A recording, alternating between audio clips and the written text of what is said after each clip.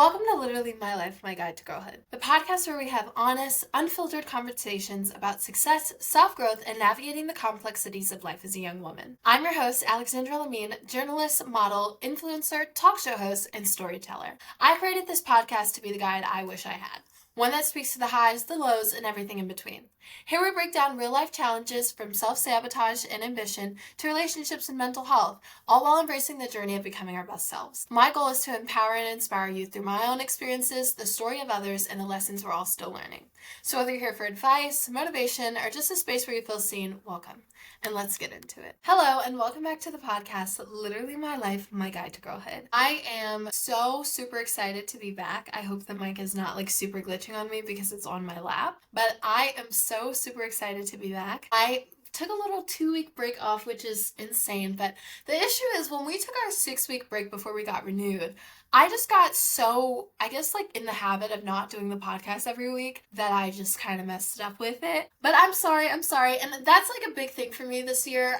Even though it's February, I don't care. All your New Year's resolutions really start in February. I want to be more consistent with this podcast. I want to be able to do this every week on time, every Monday. So give me some grace, y'all, but I hope this is the last time I take a hiatus like that. Let me do a quick life update before we get into this episode because I do have a really exciting announcement. I am really happy with senior year. I have 4 months until I graduate, which is so super surreal. I started this podcast when I was briefly a junior in high school, and now I'm about to go to college and I cannot breathe. And I've gotten really cool interviews. If you follow my main TikTok account, which is AlexLamine101, you have seen all of my interviews I've been getting with Illinois' top high school athletes, which has been insane. Recently I interviewed the Lane Tech team, the Kenwood team, all kinds of teams, and it's been absolutely amazing. Okay, before we get into today's episode, I have a super, super exciting announcement. I cannot believe I was able to keep this under wraps for so long. I cannot believe I'm even doing this, but Literally My Life is getting a more visual aspect. Yes, that means we are launching Literally My Life into a talk show titled The Alex Lamine Show, which will premiere twice a week on our YouTube channel. I cannot believe it. So the talk show is going to be a little bit more different than the podcast, although I'll continue doing both. So the talk show, I'm going to be interviewing literally everybody and their mama. I'm going to be interviewing athletes. We're going to be interviewing chefs, entertainers, musicians, artists, actors, models, small business owners, anybody who got a story. We are going to be putting them on the talk show. We're going to be doing city takeovers where I'm going to be in Denver, Miami, Houston. We're going to be doing the whole darn thing. Think of Tamron Hall if she was a 17-year-old girl, and we're going to be doing the thing. I am so excited to give Literally My Life a more visual component because I love lifestyle talk shows. I've been obsessed with them since as long as I can remember. So to have my own is completely surreal, and I want to thank everybody who has supported me during this journey. Make sure to watch our YouTube channel because it is premiering this Wednesday. Oh my gosh, oh my Lanta. I cannot believe it. Our first episode will be with the Caleb Cares Foundation. I got to interview the director and Caleb Williams' mother, which is insane. And I still cannot believe this is happening. Somebody pinch me. So make sure to subscribe to our YouTube channel so that you guys will see it when it premieres on Wednesday. So now I can just add another thing to my resume. Now that we are done with that, we are going to get into today's episode, okay? As you can tell from the title, today's episode is about being addicted to chaos and how when you come from a house, I say like a burning house, you think the whole world is on fire. That's a metaphor I heard a couple of years ago. When you come from a house full of chaos, you are used to it, so you replicate it in your own life, and that's a realization I've had recently and how I'm stopping that cycle. Into how I had that realization, which is a really powerful moment. I want to give you guys some of the signs that I think I've written down that you are addicted to chaos. Now, if you notice maybe one or two of these, I would say get some help. I would just say raise an eyebrow, okay? And so let me list them and then we'll see if any of these sound familiar. Okay, the first one. You are always solving some kind of problem. It doesn't matter what you're doing, where you're at. You never give yourself permission to just breathe in life. You never give yourself the permission to just close your eyes and relax and meditate. You're always confronting someone. You're always dealing with some kind of conflict resolution or some kind of conflict, or you're taking on somebody else's conflict. You're always in the mix. You never get to rest. Number two, you feel anxious when everything is going well. If you enter into a new situation or a situation that you've had for a while and things are peaceful, you start to make up scenarios that things are going to end abruptly, that somebody is going to hurt you. You just don't feel comfortable in this piece. You're always living on edge when things are going well. Three, you create drama for entertainment. Like when things become boring in your life and things are too peaceful, you create some kind of drama because you're just used to it and you just need it for some entertainment instead of watching Real Housewives like I do. Four, you threaten to leave every situation when questioned. Like when you get into an argument with your partner, you threaten to break up with them. When you get in an argument with your friend, you threaten to stop being friends with them. When you get in an argument with your roommate, you threaten to move out. You're always threatening to leave situations instead of solving them. And five, chaos makes you feel alive. Crises give you a rush. You get an exhilarating, adrenaline-packed feeling when there is chaos, okay? Now, do any of those scenarios apply to you? Because if so, my friend, you are addicted to chaos. Now, I realized that those scenarios and signs were very familiar to me. They actually all apply to me, and that's how I realized I'm addicted to chaos, okay? And I realized why. I did like a lot of personal reflection this week, and I realized why I am. Now, I'm not one of those people that blame everything on my childhood, but I'm blaming it on my childhood a little bit. I grew up in a house full of drama and arguing. My parents divorced when I was probably about 6 years old, and they fought each other a lot. My sister and my mom fought a lot. Everybody was always fighting each other. There was a lot of arguing. And even though I grew up kind of like de-escalating the situations, I just became so used to living in chaos that it just felt so normal to me. Like I felt weird in environments where there weren't arguments because I was just so used to being like watching them. I was so used to seeing arguments all the time. So I grew up in a house like the fire. I grew up in a house on fire. I grew up in a burning house, right? I have noticed, however, and I had this great realization this week that we'll get into later. I have noticed, however, because I grew up in this house on fire, I think the whole world is on fire. So I'm creating chaos in my life where it is not necessary, where there does not need to be chaos, simply because I'm used to it. I'm self-sabotaging situations that are probably very good for me and cheating myself out of several opportunities because I feel unworthy and because I feel like I cannot deal with peace because I'm not used to it at all. And it is so unfair to me. I'm cheating myself out of so many opportunities, out of so many great relationships I could be having because I'm simply used to chaos. I'm simply used to living my life in drama. And I also realized I don't want to live like that anymore. So our third segment is called the self-sabotage cycle. So there are so many reasons I've heard as to why people self-sabotage, but I realized that through a lot of journaling that the main reason for me is the fear of getting hurt. I have been hurt by, and this is going to be a little vulnerable, okay? I have been, and I hope you guys can hear me because the mic is so far away. Can you see the mic? It's so far away this time. I have been hurt by almost every person I have ever loved or ever trusted. So naturally, and I've talked about this in other episodes, when we put ourselves out there to be loved and we're met with rejection or we're met with betrayal, we think to ourselves, well, what's wrong with me? Something must be wrong with me because I put myself out there and I was myself completely and I was genuine and I was met with nothing but ugliness. So there must be something deep inside me that's ugly. I have a big fear of getting hurt, so I don't let people too close to me. And realizing that was insane because I used to think of myself as the exact opposite.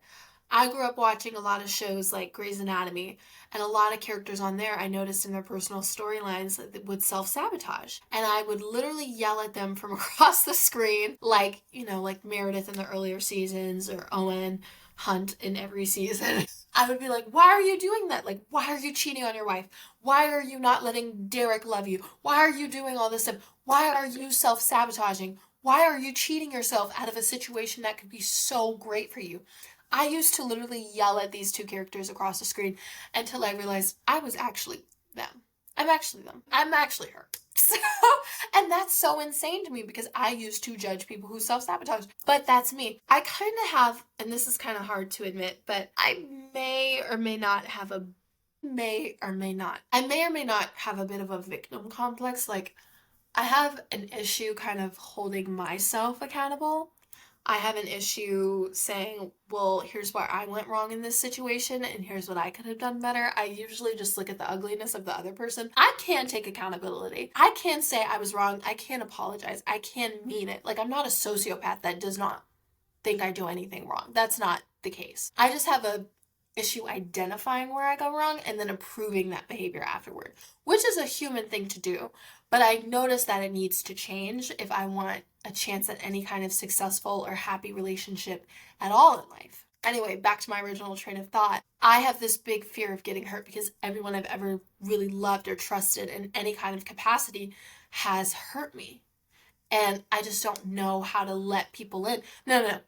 In result of that, I don't love or trust people in a way. I don't put myself out there enough or allow people to get close to me rather enough where I love or trust them because I just automatically assume that they're going to hurt me because of my past.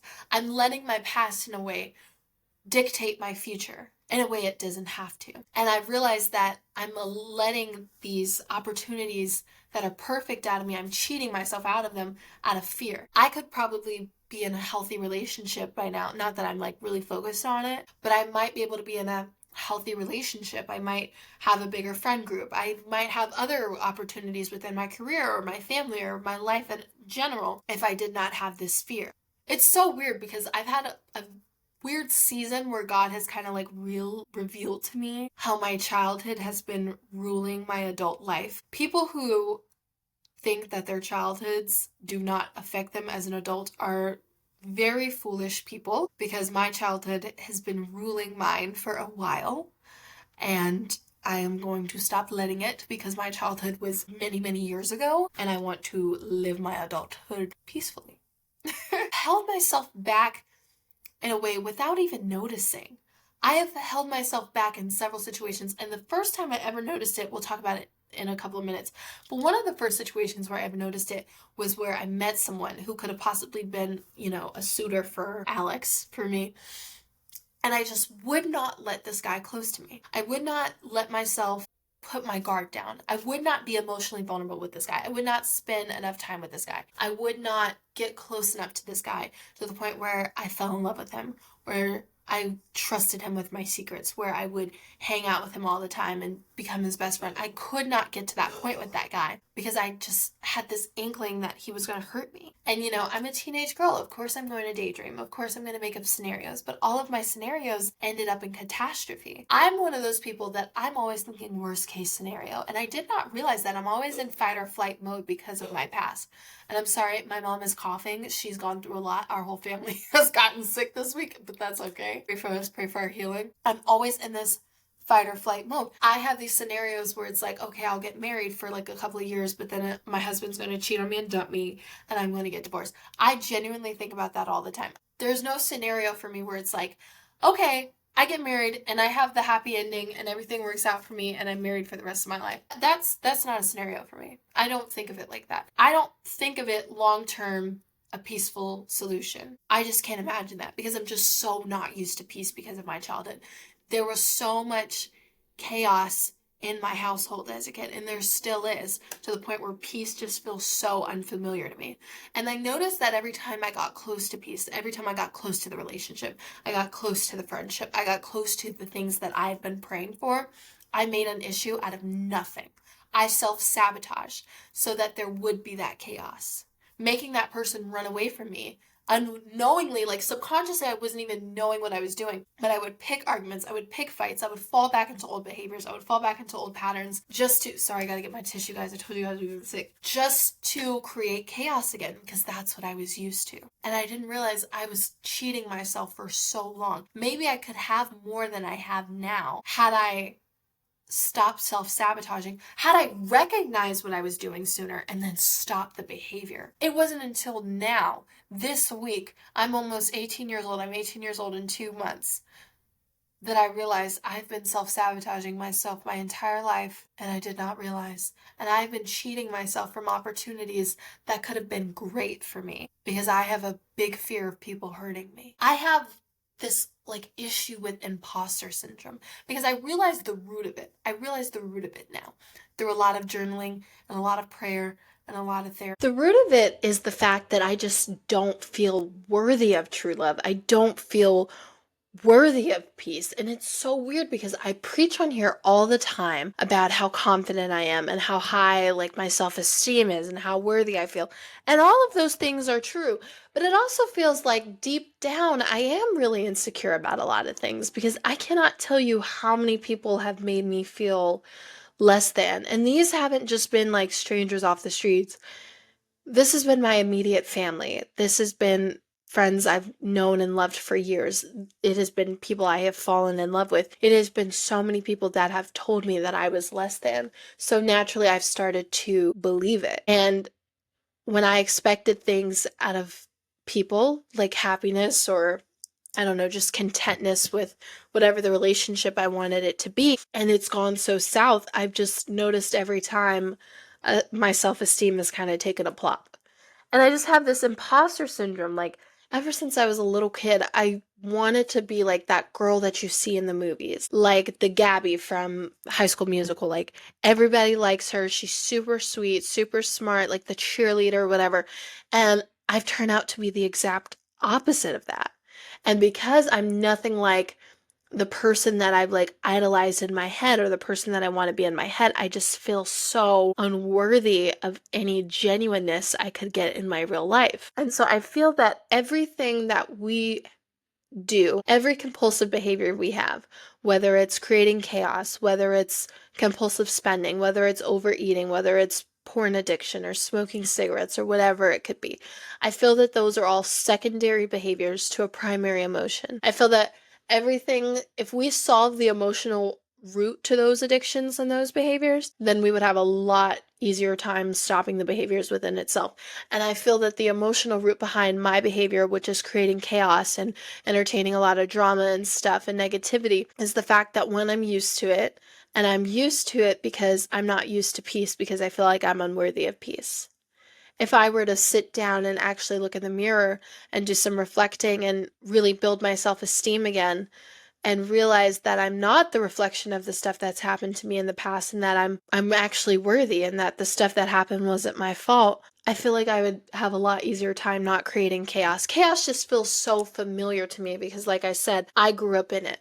There was so much yelling, there was so much confusion, there was so much fussing. And so when there's not chaos, I put my guard up. I get scared. I'm like, there has to be chaos. That's how I survive. That's how I function in dysfunction. I don't know how to function in normalness and peace, so I gotta create some mess because that's what I'm used to. And that's so sad. That is so sad. So I want to talk about my breaking point because I could keep going on the self-sabotage cycle for years. I want to talk about my breaking point, this little gossip incident that happened this week. So try to hit the mic. So earlier this week, can't remember the day, there was a basketball game at my school. And there's a girl, she's the girl from Friendship Breakups who I have a very interesting, nice, nasty relationship with. She is talking to a guy who goes to my school. And I unnecessarily gossiped about him to her. Now this guy, he's not been the nicest to me in the past, and we really don't have a good history. We really don't like each other. But it was not my place. This is the taking the accountability part. It was not my place to insert myself into that situation because it does not have anything to do with me. And he called me out on it through another friend of ours, and immediately I felt shameful. Immediately I felt really ashamed of what I did. And that's how I knew what I did was wrong. Because I knew it had nothing to do with me. I just asserted myself into a situation. So I gossiped about him. She told him. He told my friend. And it was just a shame of how messy I was. It was just like a little cycle of how messy I was.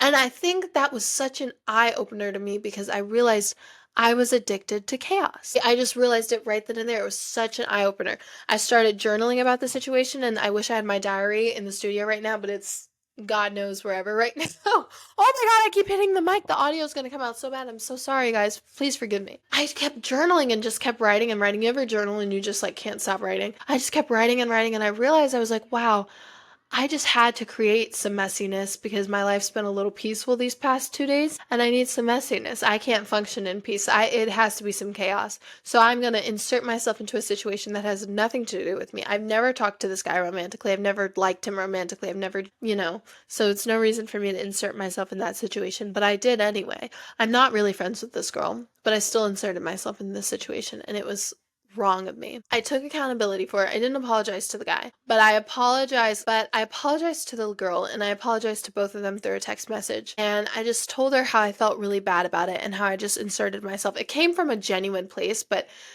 did it really? Like, it just came from a place of like needing to create something because nothing was going on. And that situation just really forced me to reevaluate my habits and the power of taking accountability.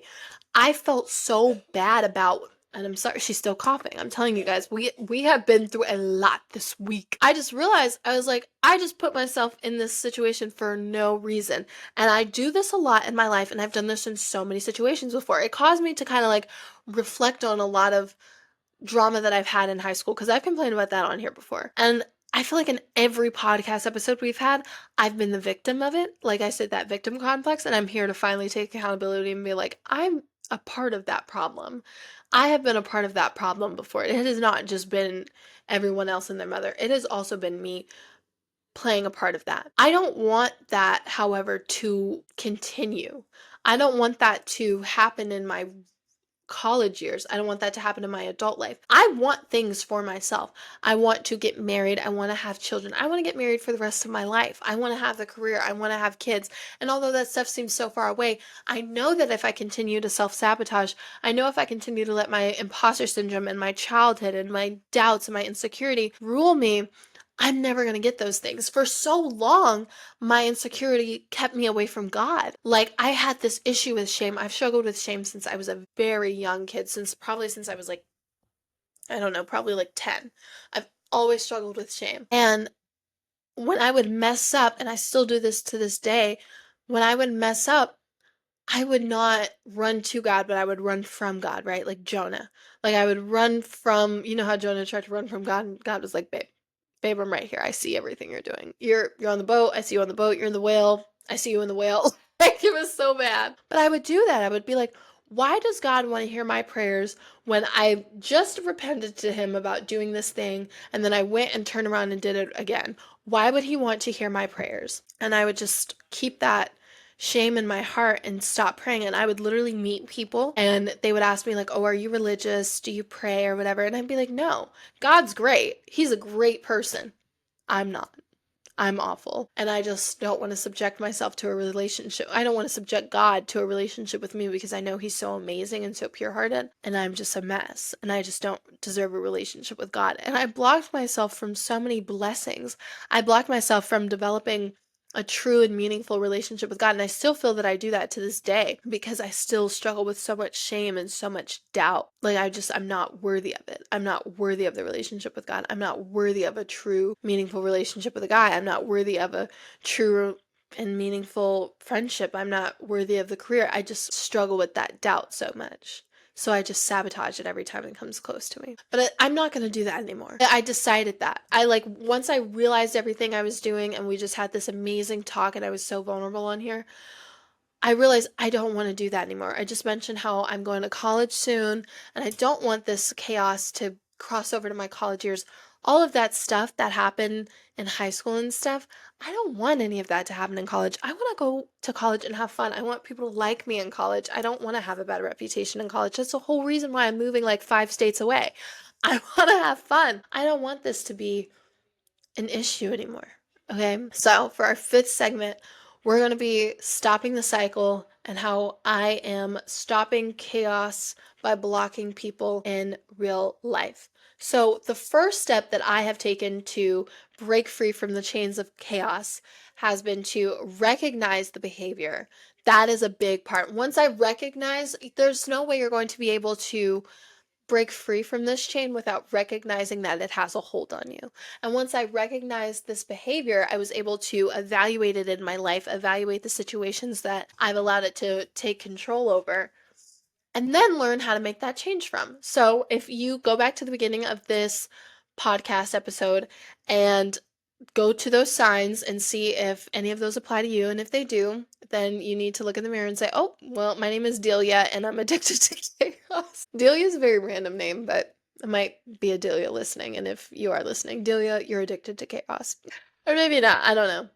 Once you do that, next thing you want to do, I'm going to introduce you guys to a concept that has really worked for me, which is blocking people in real life. Now, there was a person that I tried this out on for the very first time, and I have the most painful pimple ever. Oh my god, that hurts so bad. There was a person that I tried this out on because I had known her for a while, and we were never really close friends, and I'm not going to get into the situation because she deserves absolutely no airtime. But I kept trying to give this individual a chance to be my friend or to show some kind of genuineness, despite her only showing me chaos and negativity because, it's me, so I'm going to chase after that. But I got really tired of it. I saw that there was not going to be a good result, and somehow I was able to break free from that chain without realizing that I do that with everyone else in my life, but that's fine.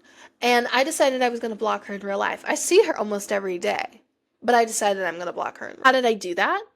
Literally pretended that she's not there. I literally pretend she's not there. I see her coming one way, I walk the other way.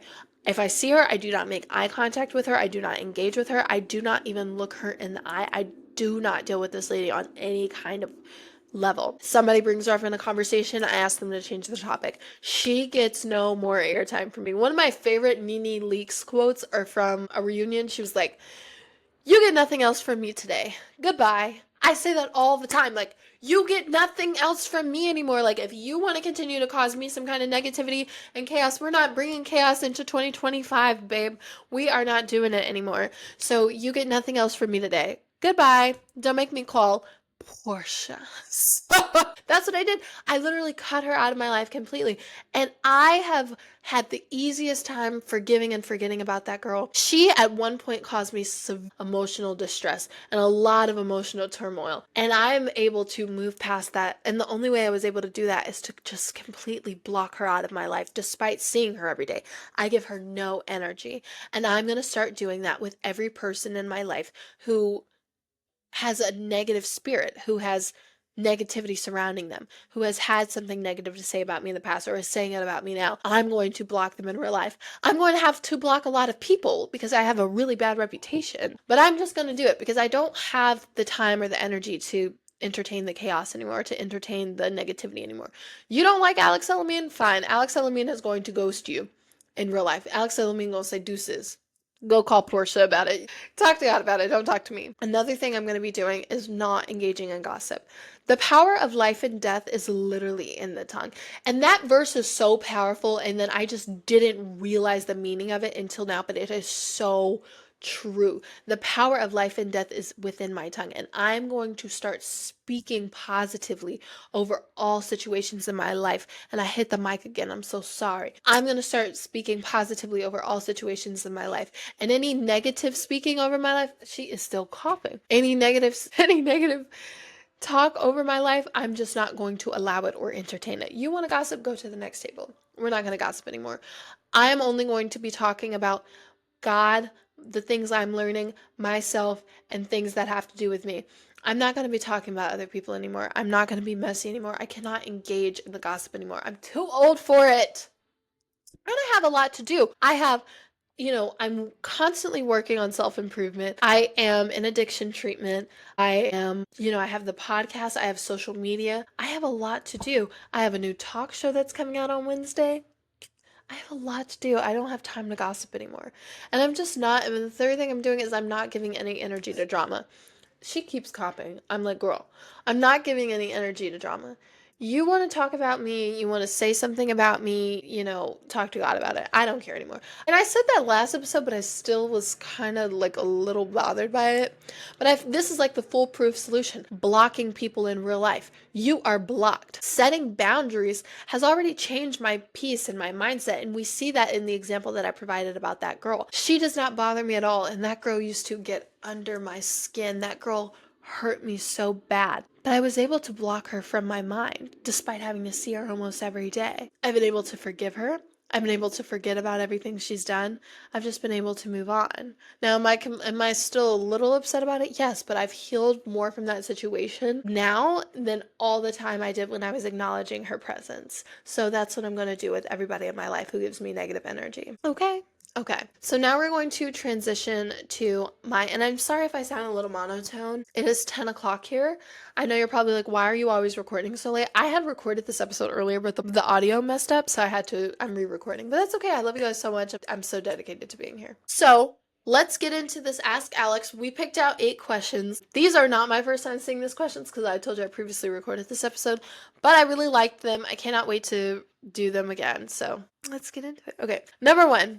Hey, Alex. Hey. How do you stop feeling guilty when cutting off toxic people?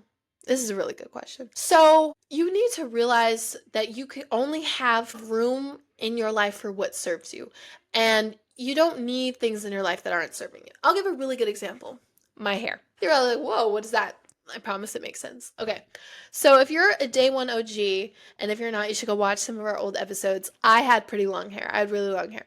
So, I cut my hair off recently. I cut a lot of hair off. Like, my hair was probably like to down here, and I cut it off. I cut my hair because my ends were dead, but for a while I didn't want to cut my hair.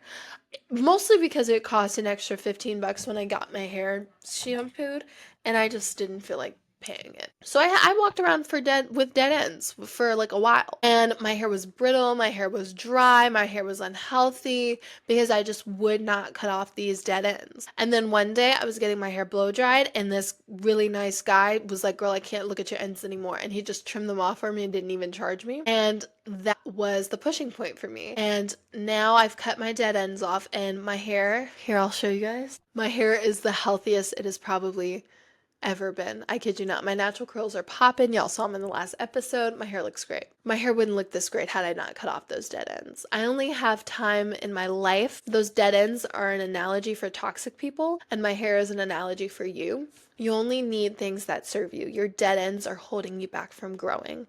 Cut them off and see how much you grow. I mean, look at how shiny my hair is today. Number 2. Hi, Alex. How do you know when to walk away from drama without seeming fake?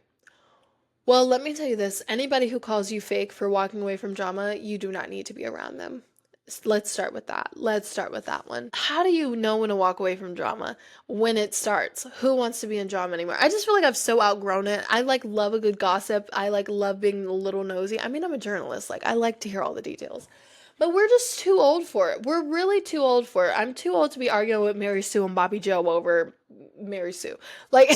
It's so stupid. I don't want to be doing it anymore. So how do you know when to walk away from drama? When it starts? And if somebody calls you fake from walking away from drama, you don't need to be around them, because people who really are real people and who cherish you and respect your boundaries and know a thing or two about life don't want to be in the drama in the first place, and will respect you for walking away from the drama, not chastise you. Number 3. Hey, Alex, I always feel like I need to prove myself in friendships. How do I stop? Okay, this is a really good question. It's ironic because I'm going to be talking about confidence, and I just had this whole moment about how maybe unconfident I am and how I'm a little more broken than I thought I was, but that's okay. How do you stop feeling like you need to prove yourself in friendships? Knowing who you are. Knowing who you are. That's a big one. And I've said this before, but it's because when you're trying to prove yourself to other people, you're also subconsciously trying to prove yourself to yourself, if that makes any sense. If you sit down and you get to know yourself and you become happy and satisfied with yourself and accept yourself, that's what I wanted to say. I like myself, I love myself, but I have not accepted myself. I have not accepted all of the bad parts of myself and all my quirks and my flaws, and I have not accepted everything about myself. That's why I keep pushing people away when I see that they've accepted it, because it's weird to me because I don't accept it yet. You have to accept those parts of yourself, though, and that's something I'm going to work on. When you learn to love yourself and know yourself and accept yourself, you don't feel like you have to prove yourself to other people. Do you understand? Because you're subconsciously doing it to do you. The confidence will speak for itself. You will naturally prove yourself without trying when you know who you are and when you gain confidence. Somebody said this to me. Somebody in our school district said this to me, and I wanted to quote this on the podcast. Women gain confidence later in life when it's too late. And that is so true. I feel like a lot of women would be so much better off if they gained their confidence in their earlier years, in their teenage years. But we are, for some reason, told when we're early, in our early years, that we are not worthy, that we are not enough, that we have to be these curvy, heavy-set, beautiful women to be enough. And even when we are, we're still not. We are told we are not enough, and it keeps us in these shackles under men. So, sorry, that was a little bit of a rant. But yeah, stop proving yourself, prove yourself to yourself, and then you'll stop proving yourself to other people. Alex, I'm scared to take risks because I don't want to fail. How do I move past that? Or how did you move past that? Oh, that was a good one. Whew, that's a good question. Y'all, I'm hot with this blanket. The blanket gotta go. I was trying to give like comfy. I'm hot with the blanket on. I'm scared to take risks because I don't want to fail. How did you move past that? Okay, so really good question. I would say, and this is something that I've learned with this whole chaos thing that I recently realized, it is better to take a risk and fail than to not try and never know what the outcome would have been. I am somebody who likes to know the outcome of things. I am somebody who likes to plan ahead.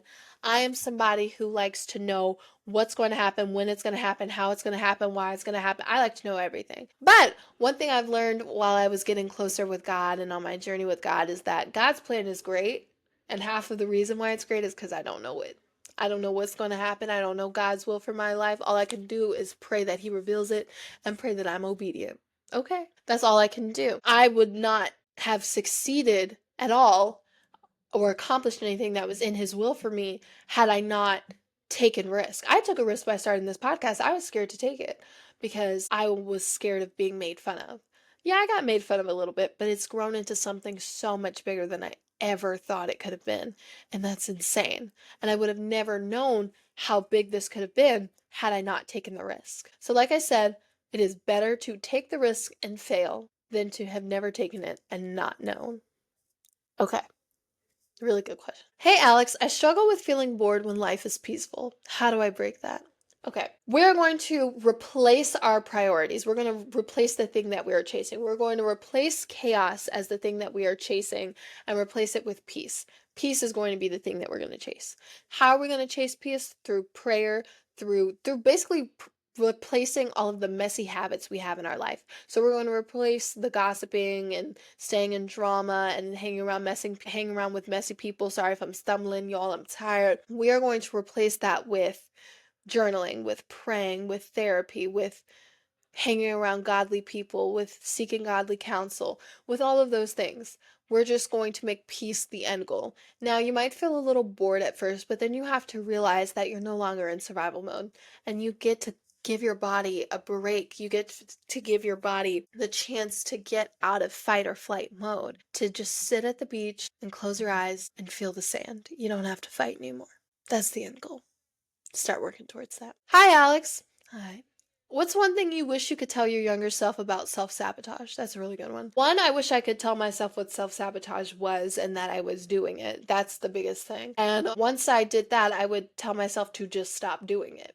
And I would tell myself to address the deeper root of the problem. Like I said, every compulsive behavior that we have, like I said earlier, is a secondary behavior to a primary emotional problem. Once you start to heal that emotional problem, those secondary behaviors will easily be fixed. So I would just start addressing that emotional problem that I just realized through talking with you guys much sooner.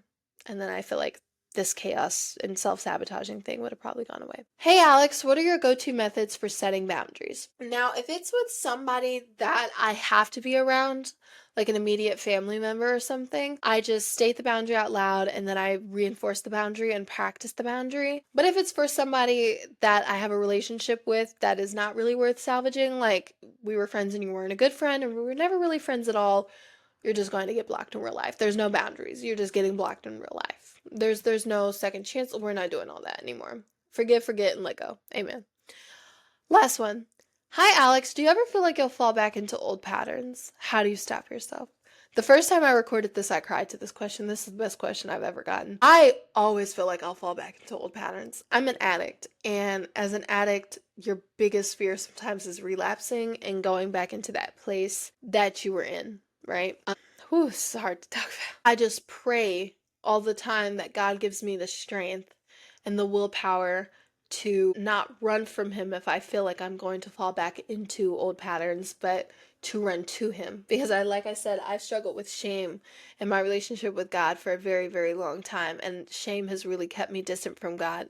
And I feel like shame's kept me distant from God at this moment too. And I just pray all the time that shame doesn't keep me further from God or anything else that I need or anything else that is destined for me. If I feel like I'm slipping back into old patterns, run to God. I still struggle with that. Don't run from God. Run to God. Pray through it. Pray for the willpower. Pray for the peace, because you can't get through that alone. And also the Bible says confess to each other. So seek godly counsel. Talk to your preacher. Talk to a therapist. Talk to a friend. You don't have to go through that stuff alone. I have a dark past. I really do. I dealt with a lot of trauma at a very young age, and I developed some very unhealthy coping mechanisms to try and cope with them, cope with my past. And now I'm older, and I still haven't really coped with my past, and now I got all these addictions and unhealthy coping mechanisms to deal with. And I just pray every day that God gives me the strength to beat those addictions and to fight those demons. And this is the most vulnerable I think I've ever been on here.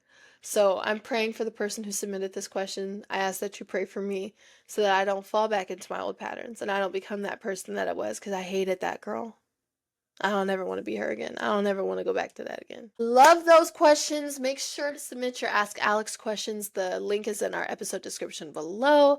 I love doing Ask Alex. That's my favorite segment, and I love answering all of you guys' questions. That's the whole point of me doing this podcast, to answer you guys' questions and give you guys the best advice possible. Okay, so y'all, today's episode was a killer. Today's episode was amazing. I think it was the most vulnerable I've ever been on here, and it was really good. It was like a therapy session. I really needed this episode. So thank you guys for listening to me. You guys are so sweet. I want to encourage you guys and let you guys know that through Jesus, every chain will be broken. Listen to that song. There is power in the name of Jesus to break every single chain. And that's what's going to happen. Every chain is going to be broken in Jesus' name. Chaos does not have to be your normal. Just because it's familiar does not mean it's okay. There can be new things that are going to feel familiar for you. You know, like peace. How about I said in our TikTok, when we were getting ready for this, and if you don't follow our TikTok, go follow it. Episode in the link description below. Healing is our new drama, and I'm going to be the main character, okay? So that's what we're going to do. We're going to protect our peace, we're going to protect our energy, and we're going to really prioritize our healing journey so that we don't fall back into those old patterns. That was such a powerful question. I love that question. I want to thank everybody who listens every week. I'm so glad to be back. I'm a little tired now, so this outro has a little no energy, but I really, really do want to thank you guys for listening every week. This was an amazing, amazing episode, and I'm really going to put in the work. I'm really going to get there so that I don't have to continue fighting this demon. It's not going to just go away today after I record this episode, so I'm going to keep y'all updated on it, but I'm glad I was able to address the root problem, because I feel like when you address that root problem and you talk about it out loud, it becomes easier. I want to remind you guys to like, if you're on Spotify, share a comment, subscribe to the podcast, share your thoughts, and subscribe to our YouTube channel so that you guys will see our talk show launch on Wednesday, which I cannot believe is going to happen. I really can't. Like, I'm so excited. Like, I'm tired, but I'm really excited. And I love you guys so much. Thank you guys for listening. It has been my honor to be your host for today's episode. And without further ado, I will see you next week. That's it for today's episode of Literally My Life, My Guide to Girlhood. If you found this episode valuable, be sure to subscribe and leave a review. It helps more than you know. You can also keep up with me on Instagram, TikTok, and YouTube, where I share even more insights, interviews, and behind the scenes moments. Remember, growth isn't always pretty, but every step forward is a step closer to the life you deserve. Keep showing up for yourself, keep striving, and as always, stay focused, stay fearless, and stay you. Until next time.